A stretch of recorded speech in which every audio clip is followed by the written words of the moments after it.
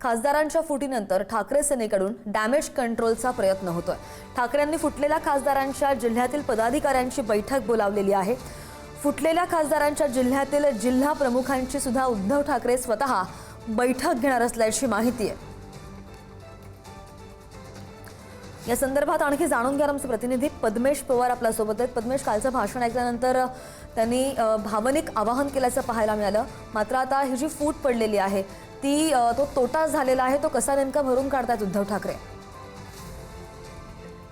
सध्या काल उद्धव बाळासाहेब ठाकरे यांनी काल वर्धापन दिनाचं भाषण केलं आणि आज आपण पाहिलं तर मातोश्री येथे 12:30 नंतर अनेक जे 6 मतदारसंघ आहेत तेथील जे सगळे जिल्हा प्रमुख असतील, कार्यकर्ते असतील, त्यांना आज मातोश्रीवरती बोलवल्याने या संदर्भात डॅमेज कंट्रोल कसं करता येईल याची चर्चा आज उद्धव ठाकरे करणार आहे। त्याचबरोबर जे कार्यकर्ते आहेत त्यांना देखील मार्गदर्शन करणारे आज ईशान्य मुंबई असतील, तेथील पदाधिकारी असतील किंवा अनेक धाराशिव असेल किंवा बाकीच्या ठिकाणीची पदाधिकाऱ्यांना मुंबईमध्ये बोलवलेले आणि आज या संदर्भात कशी चर्चा करता येईल पाहायला गेलं तर उद्धव ठाकरे म्हणाले होते की कार्यकर्ता हा माझ्याकडनं जात नसतो, लोक जात असतात, त्यामुळे आज किती कार्यकर्ते उद्धव ठाकरेंना भेटण्यासाठी येतात हे देखील पाहणं महत्त्वाचं असेल।